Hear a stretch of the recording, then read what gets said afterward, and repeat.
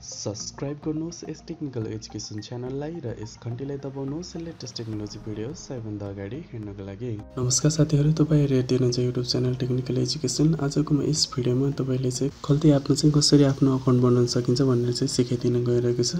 त्यसको लागि चाहिँ सिम्पल एउटा तपाईले फोन नम्बर भयो भने सजिलोसँग खल्तीमा चाहिँ अकाउन्ट बनाउन सक्नुहुन्छ र अकाउन्ट बनाएर तपाईले चाहिँ डिजिटल ट्रान्ज्याक्सन अनलाइन पेमेन्टहरू गर्न सक्नुहुन्छ र जस्तै इन्टरनेटको बिल भयो अनि त्यसपछि खानपानीको बिल, टिभीको बिल, यस्तो पेमेन्ट जुन डिजिटल पेमेन्ट सपोर्ट गर्छ त्यो चाहिँ तपाईले गर्न सक्नुहुन्छ। रिचार्जहरू गर्नको लागि चाहिँ युज हुन्छ र त्यसको लागि चाहिँ तपाईँ आफ्नो प्ले स्टोरमा गएर सर्च गर्नुहोस्, खल्ती भनेर चाहिँ टाइप गर्नुहोस्, KHALTI खल्ती भनेर चाहिँ खल्ती डिजिटल वालेट नेपाल भन्ने छ हो। यसलाई चाहिँ इन्स्टल गरिदिनुहोस्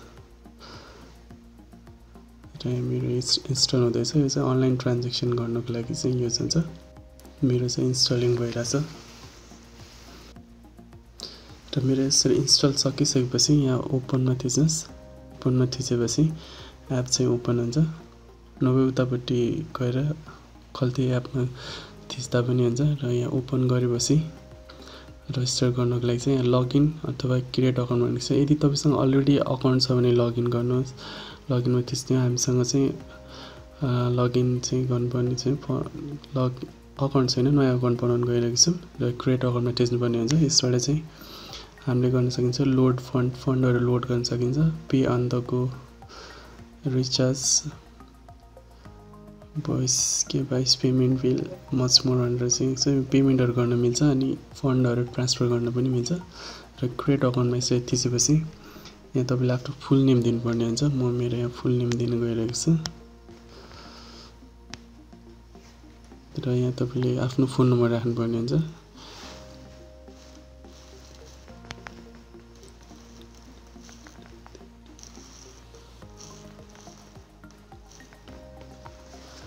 र फोन नम्बर राखिसकेपछि इमेल एड्रेस राख्नु भनेको छ, जुन चाहिँ अप्सनल छ। भयो भने राखिदिनुहोस्, छैन भने नराखे पनि हुन्छ। म चाहिँ मेरो इमेल एड्रेस राख्न गइरहेको छु।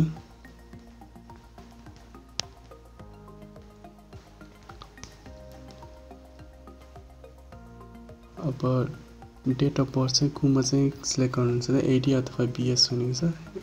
यो तपाईँले चाहिँ इङ्ग्लिस डेट छ भने इङ्ग्लिस डेटमा राख्नुहोस्, नभए नेपाली डेटमा राख्दैन हुन्छ। BS मा सिलेक्ट गरेर म मेरो नेपाली डेट चाहिँ राख्न गइरहेको छु। इयर भनेको छ, मन्थ भनेको छ, डेट भनेको छ। मेरो चाहिँ 2015 अनि हाइफन मन्थ चाहिँ 04 अनि DD डेट राख्नुपर्ने छ।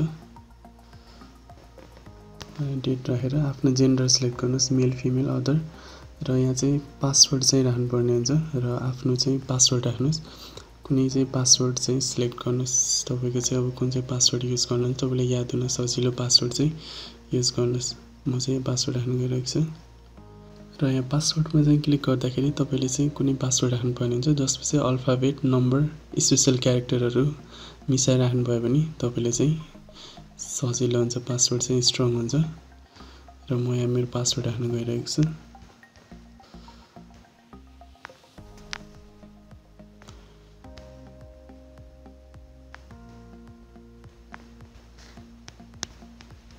र यसरी पासवर्ड राखेपछि साइन अपमा थिच्नुहोस् र मेरो यहाँ साइन अप हुँदैछ। खल्ती एप भेरिफाई गर्नको लागि भनेको छ र यहाँ नम्बर हालेपछि कोड आउँछ तपाईँको चाहिँ भेरिफाई गर्नको लागि। मेरो कोड चाहिँ चेक गर्न गइरहेको छ। खल्ती एपबाट आएको छ 156290 भनेर आएको छ। 156290 156290 यसरी हानेर भेरिफाईमा क्लिक गरिदिनुहोस् र भेरिफाई गरेर तपाईँको चाहिँ खल्ती एप रजिस्टर हुन्छ। मेरो चाहिँ एप रजिस्टर भएको छ र यसरी एप रजिस्टर भइसकेपछि तपाईँको चाहिँ यहाँबाट गर्न सक्ने पेमेन्टहरू चाहिँ गर्न सकिन्छ। र यहाँ के टपअप रिचार्ज गर्न छ, रिचार्ज, ल्यान्डलाइन, इलेक्ट्रिसिटी, खानेपानी, TV, internet, antivirus, insurance, ride share यिनीहरूको चाहिँ पेमेन्ट गर्न सकिन्छ यसबाट र तपाईँले सजिलैसँग पेमेन्ट गर्न सक्नुहुन्छ। र यहाँ चाहिँ तपाईले KYC फर्म चाहिँ भर्न भन्छ र KYC फर्म भर्नको लागि चाहिँ तपाईँ यहाँ मोर अप्सनमा जानुस्। KYC फर्म भनेको तपाईको डिटेल्स, तपाईको नागरिकताहरू अनि त्यसपछि अब तिनीहरू चाहिँ डिटेल्स राख्दिनु पर्ने हुन्छ KYC फर्ममा चाहिँ। तिनीहरू अपलोड गरेर राख्दिनु भयो भने पनि तपाईको चाहिँ अरु ट्रान्ज्याक्सन गर्नको लागि चाहिँ तपाईले चाहिँ सजिलो हुन्छ, प्रब्लम हुँदैन। यहाँ चाहिँ आफ्नो बुवाको नाम राखिदिनुस्, मदरको नाम, जेन्डर कुन चाहिँ ग्रान्डफादरको नाम भनेको छ, स्पेसियस नेम अप्सनल भनेको छ, यसमा चाहिँ भरे नि हुन्छ नभरे नि हुन्छ। अनि डेट अफ बर्थ राखिदिनुस्, जेन्डर टाइप राख्नुस्, पर्मानेन्ट एड्रेस कहाँ त्यो राख्नुस्, वार्ड नम्बर, डकुमेन्ट्स पासपोर्ट अथवा सिटिजन ड्राइभिङ लाइसेन्स के राख्नुहुन्छ त्यो चाहिँ अपलोड गर्नुस्। पासवर्ड नम्बर यो नम्बर राखिदिनु पर्ने हुन्छ। इस्यु फ्रम कहाँबाट इस्यु भएको छ त्यो राख्नुस्।